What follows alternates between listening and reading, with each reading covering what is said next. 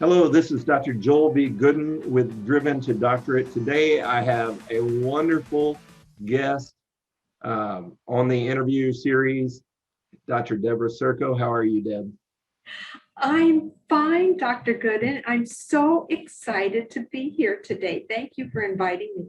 Thank you for coming on. And I get to, as I told you, I get to sort of get to know my colleagues and some other sort of experts in the field. I interview people all over who are interested in the doctorate or the dissertation, and I think you were paired up with me, sort of when I was getting started at North Central, um, and I don't know all their reasons, probably to watch over me, but also to help me, sort of like make sure he doesn't mess up, but also be there, to help. And that was really helpful. And that's how you were one of the first names I knew at North Central. So I'm glad to finally have you on the show. So you were kind of a mentor to me. Oh, Um, that's nice to know. yeah, and we still get to work together. Um, So, right, and were you full time at that point a few years ago? Yes, I was. So kind of, I've worked for North Central for, I think it's been over 10 years now. Wow. And so kind of when I first started, I came on board as an adjunct in the psychology department, and I just loved it. And then as time went on, the kind of the North Central itself kind of was undergoing some changes, and they decided to have a graduate school that had just simply full-time chairs and other committee members that served in the graduate school. And I thought, oh, I'd love to do that. And so then I transitioned to the graduate school, and then I've been working online, teaching online since about 2004, like when it really kind of first got started. And I fell in love with it, and I thought, this is the way to go. This is how we can reach students who might not otherwise be able to go to a traditional brick and mortar school.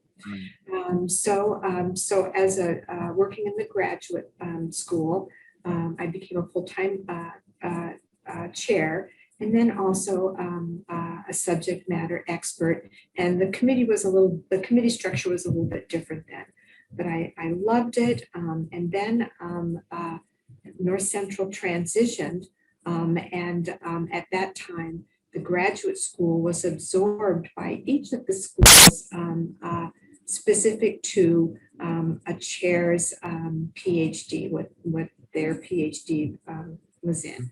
My PhD is in developmental psychology. So then I was transitioned over to the School of Social and Behavioral Sciences. And at that time, kind of like a dissertation work, specific dissertation work was kind of new. And so the dean, Dean Billings, at that time asked me if I was interested in kind of being the dissertation director so that I could help the chairs that were transitioning over to the School of Social and Behavioral Sciences, and kind of develop the culture of the graduate school work. And so I said, yes. And so I was a dissertation director for the School of Social and Behavioral Sciences, I think for a couple of years. And I loved it. It gave me a chance to work with all new faculty that were coming on board that wanted to chair and work with students at the doctoral level. And so I did all the training, or what we call the onboarding, Right. recruiting, hiring, and onboarding, along with Dr. Shapira from the School of Psychology, and just really, really love that opportunity to get to know all chairs. And at that time, we were moving into what we now know as the dissertation sequence. And I was part of the group that developed the dissertation sequence that we know now. And I'm hoping that we will then soon move into maybe a new, better version of the dissertation sequence that Right. we have now. But I got that helped in getting that started. And at that time, Dr. Billings had asked, I knew there was interest in starting an MSW program within the School of Social and Behavioral Sciences. And I had been for almost 20 years a director of a social work department for an academic medical center. I did that along with getting my PhD. Like many of our students, I was working full time and then going to school part-time at a brick and mortar school at the University of Nebraska, who had never heard of doctoral students being part-time. But I said, let me try it and let me see if I can do it. So I completed my PhD while working full-time. That Dr. Billings had expressed interest in developing an MSW program and asked if I was interested. And I said, absolutely. And so I moved from being being the dissertation director to developing the MSW program for the School of Social and Behavioral Sciences and taking the program through initial accreditation and became the inaugural director for the MSW program. So that kind of takes me up to about a couple of years ago. At that time, my husband was diagnosed with lymphoma and became very, very ill. And I needed to step down from my academic leadership role with North Central. And North Central was just so understanding and helpful. And it just reflects what an amazing organization and university it is. But I transitioned back to part-time faculty where I'm now working with doctoral students. So that kind of gives you an idea over the last 10 years what I've been doing on behalf of North Central. Sure, that's you had your toe in a lot of different puddles, a lot of different areas where you got to have influence in creating that MSW program. But I think you said, I believe, the first sort of dissertation director for the school. And I was telling you before the interview that that's one of my goals, to possibly be in that position as well. So you mentioned you were in Nebraska. Was that Nebraska Lincoln or a different Nebraska? University of Nebraska has two big campuses. Okay. One's in Lincoln, which is about 50 miles from where I live. I live in Omaha, and then they have an Omaha campus. So my undergraduate degree is in criminal justice from the University of Nebraska at Omaha. And my first master's degree was in social work from the University of Nebraska at Omaha. And then when I wanted to obtain my doctorate, I had to apply to the University of Nebraska at Lincoln to their psychology program. It's one of the top programs in the nation, and it was a wonderful program. I was accepted, but they only accepted full-time, and it's a pretty traditional program. And of course, this was like almost 20 years ago, so things have changed a lot. But at that time, it's a very traditional program, and they didn't accept any part-time students. You had to be a full-time student, and they just weren't sure, like, how do we work with a non-traditional student, which is a part-time student. And so I said, give me a try. I'll just take a couple courses and see how things work out and see if you like my work. And so that worked out. And so then part-time, I obtained my PhD in developmental psychology, which meant that, and I also had to teach their large undergraduate psychology courses, which were often like a couple hundred students in a big lecture hall. So, 3 days a week, I had to drive an hour down to Lincoln and then complete the class and then drive an hour back. So it's like, 3 to almost 4 hours out of a day, 3 days a week for I don't know, 4 years, I kind of had that kind of like the back and forth of, okay, well, they said we were happy that you want to get your PhD in our program. And even though you are, a non-traditional student and part-time, still we need to have you do these things. So I'm always the first to tell the doctoral students that I work with that, back in the day, these are the kind of things that we had to do to obtain a PhD and to work towards a doctorate. But thank goodness things are different now, and that we have universities and schools that really do understand that the life of an adult learner. And so that's kind of what I did educationally. As part of my PhD in psychology, I also had to get a master's degree. As the University of Nebraska, basically said, because I said, I already have a master's degree, so I don't think I need to take all the hours that are needed for the doctoral program. And they said, oh, Deb, that's really nice that you have an MSW, but we're only going to accept 3 credits from an MSW as a 60 credit hour program. So I had to get a whole new master's degree to get my PhD. But you know how it is, Joel, that when you want something, you're willing to jump through the hoops and do what you need to do. Right. Wow, that's impressive. And yeah, I'm sort of thinking about, I think for me it would be a sports psych master's is what might be next for me. I've started looking into that. So did you grow up in Nebraska? Well, I kind of did. I was born in Iowa, and so my family is from Iowa and Wisconsin. And so even though I grew up in Omaha, we were back and forth to Iowa and Wisconsin, to really nice family farm in Wisconsin, and then a small town in Iowa. So I kind of grew up in kind of the region, a 3-state region. I remember you at one point, one of our students that we were on the same committee, you mentioned the horses. The student had horses and you had grown up riding horses, I think. Is that correct? Am I remembering that right? Yes, but we grew up riding what were called green broke horses, meaning that they were just this side of wild. Right.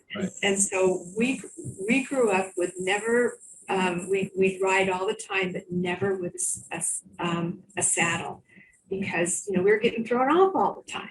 And we didn't want to get our feet caught in a stirrup. But, I just can remember all the hilarious times where first we'd have to catch the horses. Then we'd have to lead them over to a fence so that we could climb up on them, because we were just little, and then off we go. And green broke horses have a lot of habits of getting kids successfully off their backs.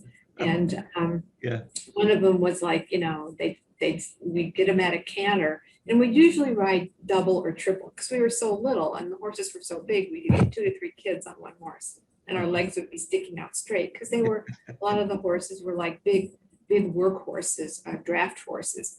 So we'd get them to a canter, and that kind of, that's like shifting gears for these big old horses. And about every 3rd canter, there'd be a kick, and off would fly one kid.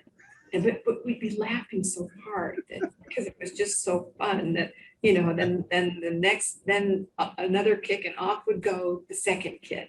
But we rode in big fields that were high grass. So when we were thrown, it was just like being thrown into a big pillow.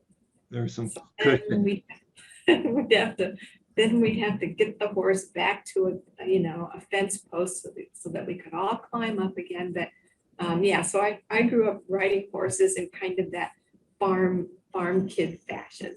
Okay, I can appreciate that. I wasn't a farm kid, but as I may have told you before, I grew up in Arkansas, so I was around farms at least.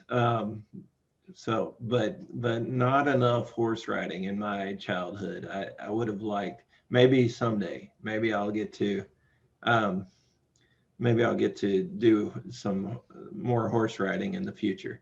Um, so so you've shared a lot of highlights of your life sort of to get to where you are now. Is there anything else that you wanted to share about sort of here's what I did along the way? Well, I think for me, looking back over, my career and my life and jobs that I had and life situations, both my brothers, my older brothers, one who has since passed away, were both born with profound disabilities. And so that always kind of shaped what I wanted to do with my life. As my brothers were older, and this was enough longer ago that it was at a time when there were no services for kids with disabilities, and nor was there any mandated education. My oldest brother, he and I kind of have to backtrack. He wasn't born with a profound disability, but he contracted polio when he was 3 months old. Oh, wow. So that just changed his life forever. And my other brother was born Down syndrome. So I grew up, helping my parents a lot with my brothers, and with love, because my brothers were just as I think back, that as a child, they were just so much fun. I mean, it was fun to take care of them. It was fun to play with them because I never really looked at it as any kind of work. But my brother with Down syndrome, didn't even go to school until he was almost 14. And that's when it was then nationally mandated to Right. provide education for kids with disabilities. So that always, my parents' experiences and advocating for, for education for kids with disabilities, for services for families, that shaped my life. And I knew that my career was going to be somehow helping families. And so in my early career, I focused on disabilities, helping kids and families with disabilities. And I was very fortunate that I'm at that time working for the University of Nebraska system. I wrote and was awarded about $1.5 million in federal grants to help families with kids with disabilities and to help adolescents with disabilities regarding living a full and fun life. And so I was very fortunate to be able to write grants that were funded that helped families and kids with disabilities. So that's kind of always been my passion. That's excellent. And that's not a small grant. If you're watching this, our audience, one over $1 million grant is pretty incredible. Hard to get. You have to do a lot of work to get it, and they have to you have to show your competence, right? And really have a good idea that they will support. So that's great that you were able to do that. Um, so um, thank you for sharing that. That's incredible. And yeah, I guess with the ADA, things have probably progressed a lot. But so I was wanting to ask, and I ask everybody that comes on the show about sort of something, the show is sort of to get to know you a little bit, to sort of behind the scenes, a discussion of dissertations and earning the doctorate, things like that. I was going to ask what you might share. You've got a lot more experience than I do with doing, especially doctoral work with students. I just got into it maybe, well, you were there when I got into it 3 or 4 years ago now. I think as I was part-time then. But so is there any sort of thing that you have to share that maybe you sort of say it, you think you say it, you have a good grasp of it and you know how to sort of explain it and you think people need to hear it, or maybe something that people don't talk about that you think, I want to say this. I want everybody to hear this. Is there something like that for you? Regarding the dissertation process or Sure. doctoral work? Really anything in your expertise areas. And I'm not talking about developmental psych so much, but in the work you've done through the years, something that would benefit our students or other faculty, um, and just understanding sort of, here's how I see things, here's what's going on. Um, Anything like that that you would sort of, um, that sort of a 10-minute teaching segment or 5 minutes of, well, here are some things I want to share. Okay, all right, well, kind of, I'll tie this back to teaching because kind of my overall philosophy on really everything I do is, I, I try to be compassionate, genuine. I try to take the perspective of each person, I come in contact with, or each person I'm working with. And I try to kind of transfer those values over to teaching. With all the doctoral students that I've worked with, and I don't know, maybe it was about a year ago, I did a count, and I think I've been, I want to say like I've been a chair for 60 students that graduated at North Central alone, and served as a subject matter expert for maybe 100, and served as academic reviewer for 60 or 70. I mean, I don't know what got me into doing that count, but I thought, I just would kind of like to take a look at, the number of students that I hope that I've had a positive and meaningful impact on. But when I think about teaching, it's all about relationship building, right? Our students, and especially, our doctoral students, are embarking on something brand new that they've never done it before, unless they already have the doctorate, and most don't. And so everything's new to them. And I love being able to work with students who are just starting out at that stage. And I love working with non-traditional students.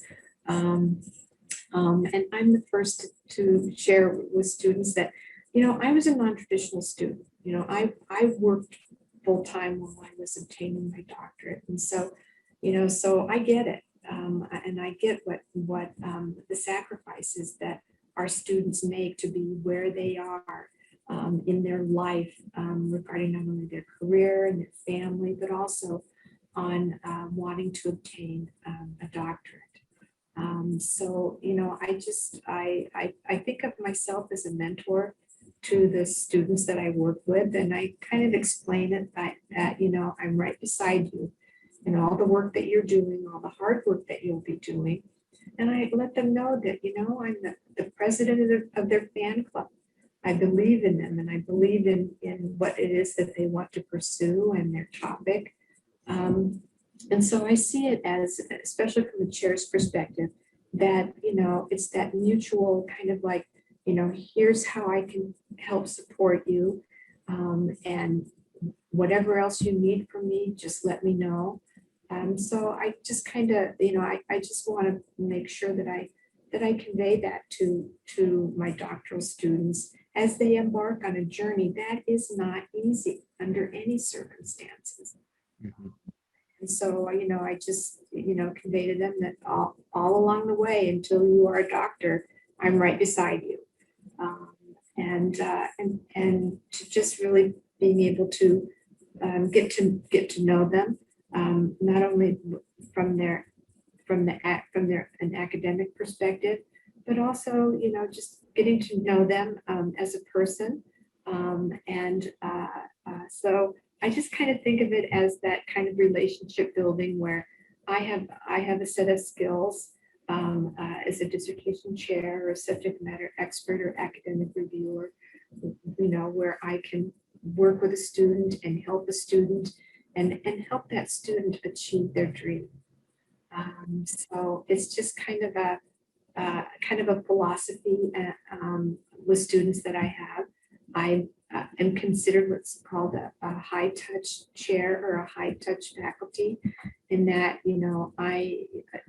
as we all do as faculty, giving 110%, but really being there for students who, might be struggling or might have special circumstances, or might need a particular faculty who has, kind of what we call is able to do what we call a warm handoff.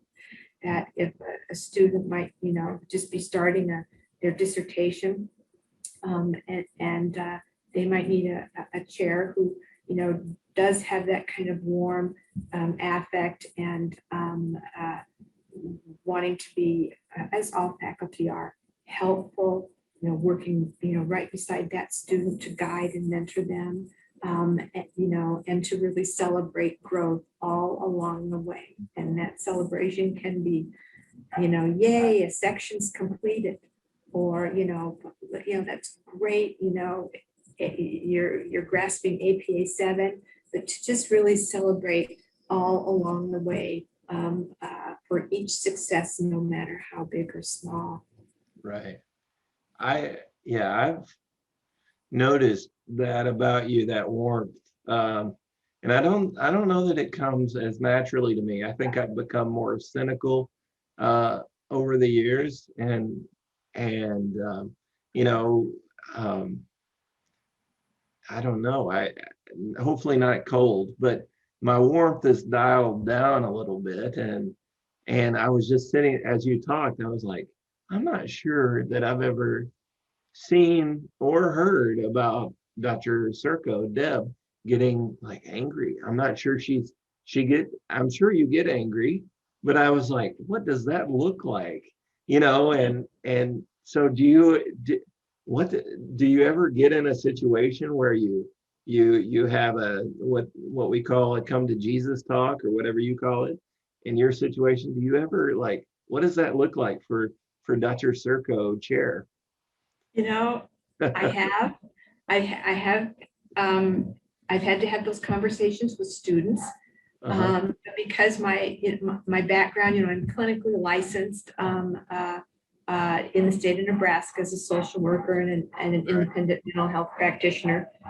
So a lot of, having those kind of talks with students comes from a place of, I've been a therapist for many, many, many, many years. So, when I do have those come to Jesus talks with students, and I've had to have them, it comes from a position of compassion. How can I help? What can I do to help? And to really, encourage the student that, this is your journey. And I'm right beside you in this journey, but it is yours. And no one else can do it for you. And so really trying to help them take a fresh perspective when they might be burnt out. They might be thinking, I can't do this anymore. I need a break. And, really kind of working with them on what are situations that they can control, that can work for them to help them get through an arduous process. And as we all know, a dissertation is not easy. It does take a lot of work.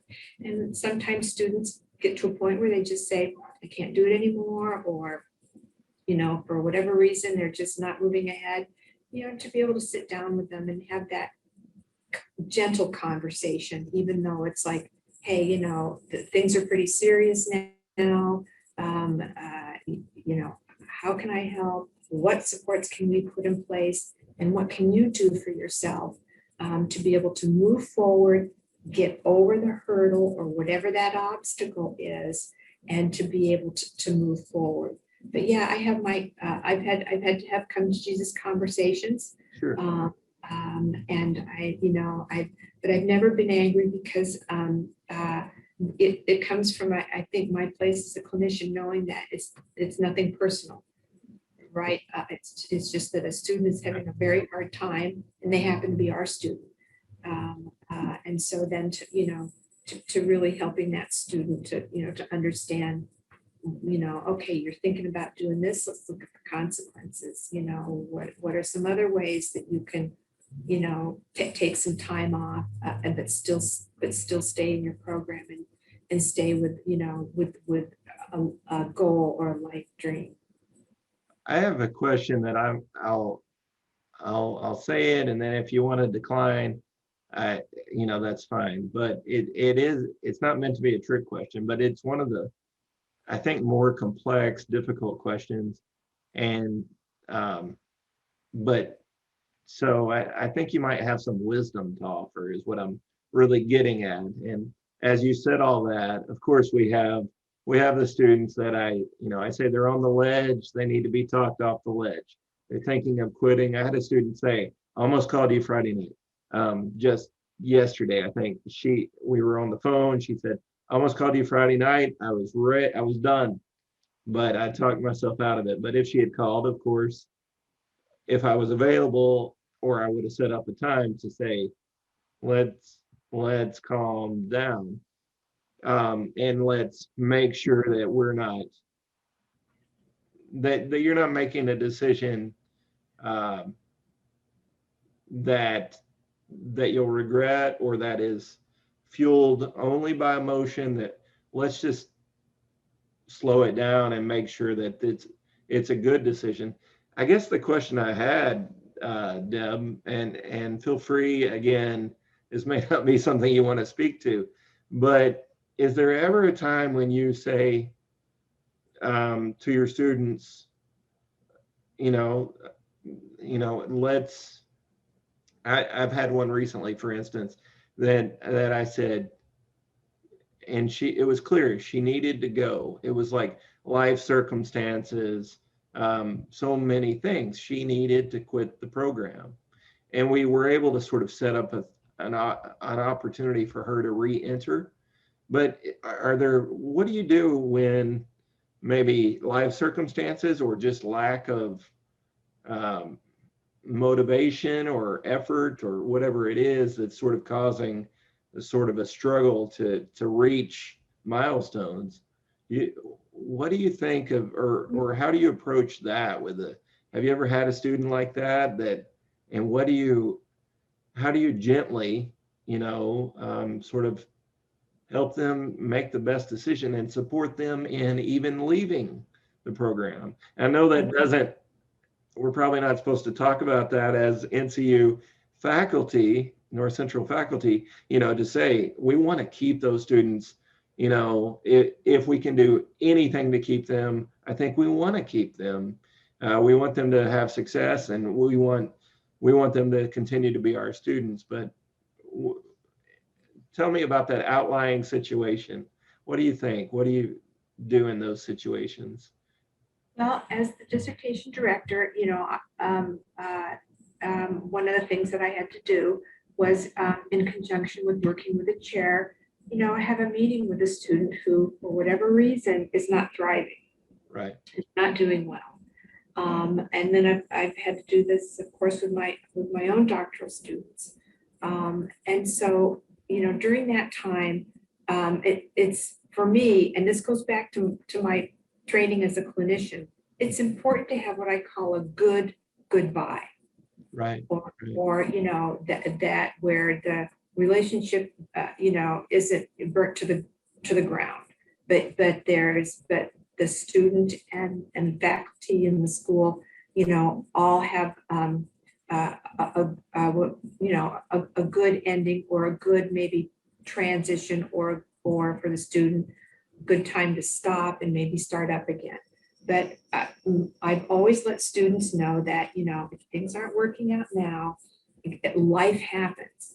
Right. Things get in the way that no one can anticipate, and it never happens at a well-planned time, right? And so students are, they're moving along in their dissertation, and then something, they might lose their job, or go through a divorce, or I mean, a life-changing event happens, and the students trying to also move forward in their dissertation, and it's just not possible. So what I've always done is, in meeting with a student, to be able to acknowledge that, hey, life happens. But school will always be here for you. It's always there. To kind of let the student know that, right now, if you've just lost your job, or there's they've had a death in the family or a catastrophe, or they're just burnout, that, take a break. Whether that means maybe taking a leave of absence, or maybe even leaving a program. But take a break that, working with their advisor, as well as the dissertation director and faculty on, what would that break look like? Is it a break from just, they thought they wanted to have a doctorate, but they don't. What are the options then instead? And then working with that students on options such as postmaster's certificates or things like that. So providing options for the student, so that as much as possible, the separation, if the student chooses to leave the university, or the student just can't continue because they're in a D course, and they've exhausted all of their options, and they just can't move forward with their dissertation, to try to make that transition as positive as possible for that student. Right. Right. It goes back to not taking it personally, I think, was what you said, and realizing ultimately, yes, the university needs to make money to pay the bills and so forth, but we also want what's best for our students. And sometimes a student will get to a point where continuing may not be the best thing, at least for that period of time or something like that. And you want to say, that's okay. That we want you to do what's best for you. We don't want to hold on to you and just find a way to keep getting your money, because even though that's important, that's not what we're all about, I believe. And that's how I felt at North Central. It's not all about the money. And so that's been really nice. But we do want to, obviously, if it's a student, obviously there are many situations where the student is just burning out a bit and they need a pep talk. That's a whole different situation. They need a pep talk. They need a little more hand holding. They need a meeting once a week, whatever it is that can sort of spur them on. And I've seen those students sort of get back in a groove and gain momentum again, sort of in a rut students versus the students that really need to say goodbye. So yeah, I appreciate you speaking to that. And I didn't realize, of course, as the dissertation director, you're in that situation where before somebody leaves the program, I think Dr. Mole, Mindy recently, she and Dr. Shapira recently met with a student of mine that needed to leave, and sort of had a conversation of please share with us what all is going on. Without trying to be too personal, help us understand where you're at, so that if there's anything we can do, that's within our power, we want to do it to help you, to keep that door open for you, or to keep you, from leaving at all, or whatever is best. Let us listen to you and maybe come up with, do we have any solutions for you?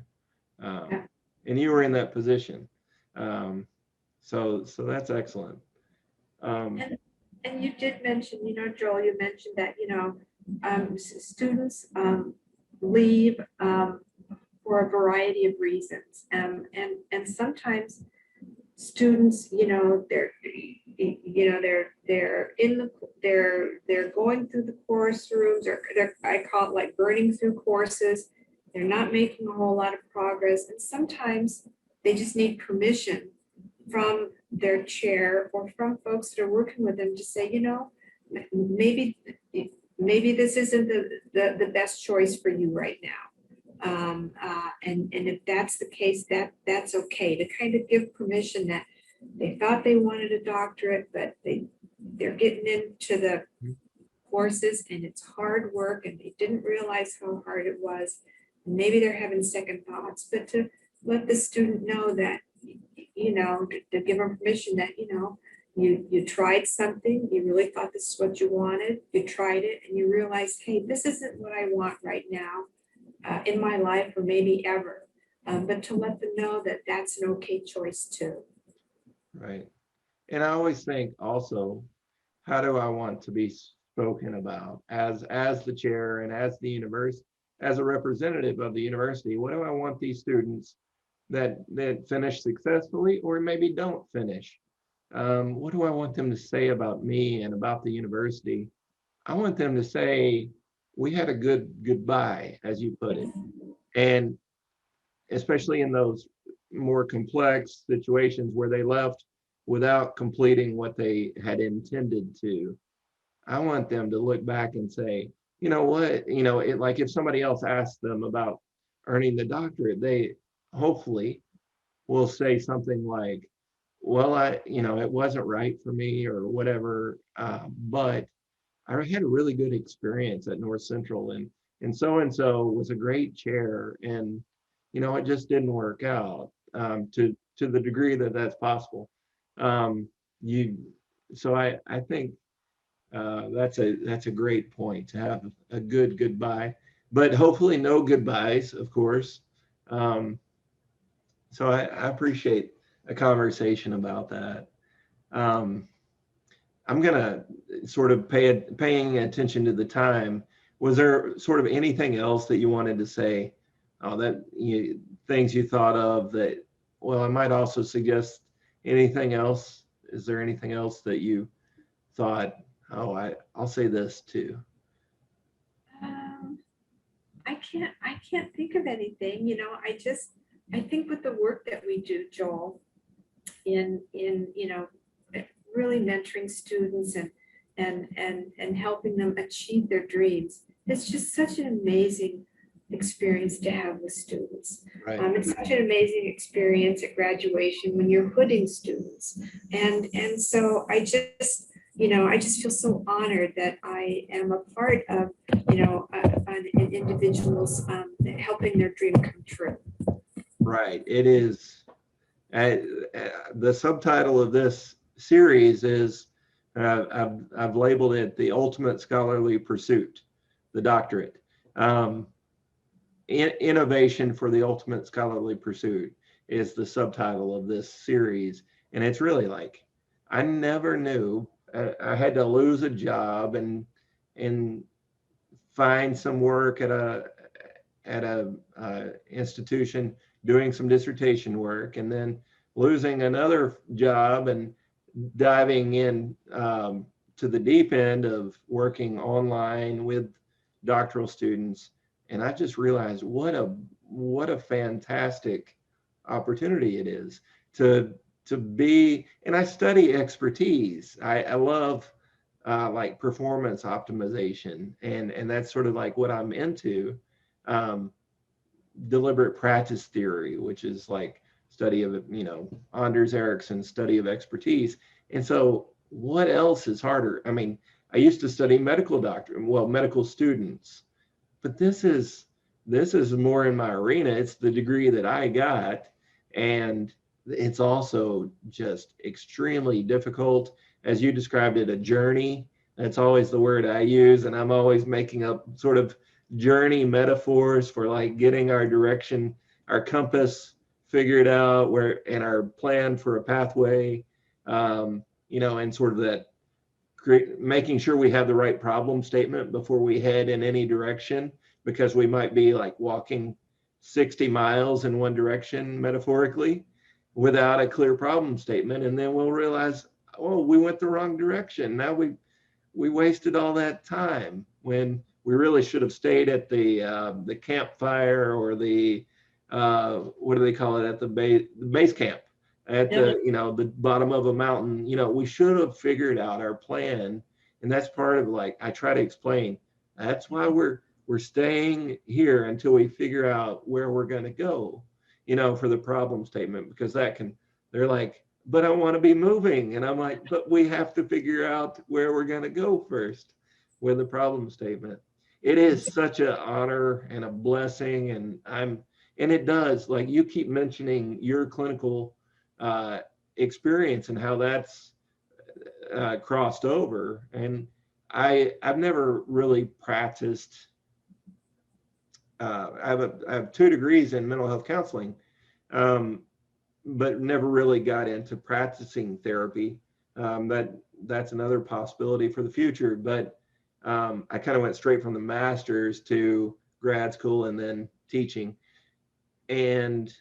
But all of those skills of, like, clinical skills and the soft skills that are so necessary, especially for the dissertation, because it's such an emotional up and down, and I feel like quitting today, and tomorrow I'm so excited, and having those skills is just makes it even more fun, because you're not just editing a paper, you're not just saying, well, here's how to do a literature review, but you're dealing with people and their lives. This is their life. It's I guess second to having a baby or getting married. I don't know. Some people, it's bigger than that, some of those, but it is such a huge endeavor for them. And to get to be that sort of coach, or I recently used the word with a student, Sherpa. The word Sherpa, I'm sort of a Sherpa, That's great. To get to be the Sherpa for you it's an honor to me. It gives my life, and sorry to sort of ramble on about it, but it gives my life a clearer purpose. Many people have jobs that, it's not so clear, like what doing, I don't want to say any specific job, but it's not always clear how you're changing lives. And even you would think with a dissertation, from outside perspective, it's not clear. But, when you robe somebody, it's clear to the student and their family, and it's clear to you. And that's just a beautiful opportunity. So thank you for helping me get started doing this at North Central. It's my pleasure. It's just my pleasure. And I've seen you grow, and I just, I can't believe I think it's been about 4 years, but how time flies, huh? It does. And I appreciate the getting to work with you, the continued wisdom, and just as I continue to figure things out and try to improve my abilities and my coaching and the way I do things. And sometimes I mess up, but I learn from that normally. And is there any way, Deb, that people could, do you have any books or anything like that you want to sort of that you've written, or any way to keep up with you that you want to share with anybody that's watching the show or listening to it?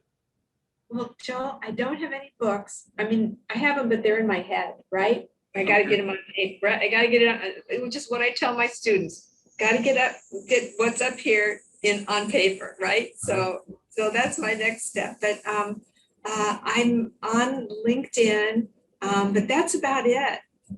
Okay, that's fine. That's plenty. So Dr. Deb Circo on LinkedIn. Deborah?